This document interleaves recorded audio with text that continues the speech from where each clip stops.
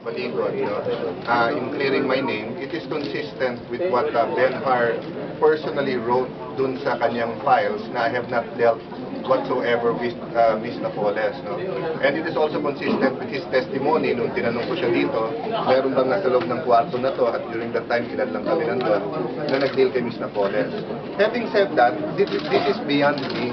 And this is beyond yung individual na mga nabanggit or chinichismis o tinuturo ngayon. Kailangan ang mag-provide ng administration na to, ang Senado na to, ng leadership, ng mekanismo na malaman kung sino nagsisinungaling, sino nagsasabi ng totoo, kung tama ang ginawa ng dalawang sekretary o mali, kung nagpagamit ba sila kay Ms. Napoles o hindi. Kailangan ng mekanismo at sa ngayon, the best mechanism, dalawa lang. Number one is mag-hearing ka agad at number two, mag-hearing ka agad para magharap-harap at malaman ang katotohanan. And number two, na ilabas ng mga government agencies katulad ng DBM at saka ng DA at ibang ahensya ng COA ang lahat ng dokumento para malaman.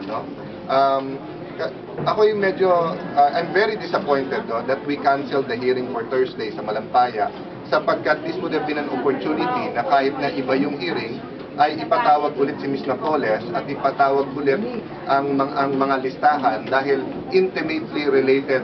Lumalabas ngayon po na intimately related ang fertilizer scam, ang PDAF scam, at ang Malampaya scam. That's why I'm filing a resolution tomorrow to reopen the fertilizer scam.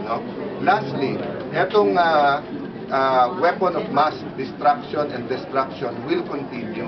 After the politicians, you have seen a list of the media personnel, Baka ang susunod naman dyan mga judges. Bakit, Ano ba ang similarity ng judges, ng politiko at ng media?